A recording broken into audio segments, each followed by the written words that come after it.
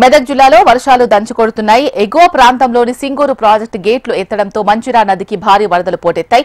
మంజీరా నది ఉధృతంగా ప్రవహిస్తూ ఉండడంతో ఏడుపాయల వనదుర్గా భవానీ మాత ఆలయం జల దిగ్బంధంలో చిక్కుకుంది. కోల్చారం మండల పరిధిలోని ఘనపూర్ ఆనకట్ట పొంగిపొర్లుతోంది. ఏడుపాయల అమ్మవారి ఆలయ మండపాన్ని తాకుతూ వరద ప్రవహిస్తోంది. ఈ నేపథ్యంలో ఆలయాన్ని మూసివేసిన అధికారులు రాజగోపురంలోని వనదుర్గా అమ్మవారికి పూజలు చేస్తున్నారు. భారీ వరదల వల్ల అమ్మవారి ఆలయం జల దిగ్బంధంలోనే ఉంది. దీంతో భక్తుల రాకపై నిషేధాన్ని విధించారు. వరద తాకిడి తగ్గిన తర్వాత అమ్మవారి దర్శనం కల్పిస్తామని ఆలయ అధికారులు తెలిపారు. ఆలయం చుట్టూ నీరు ప్రవహిస్తోంది.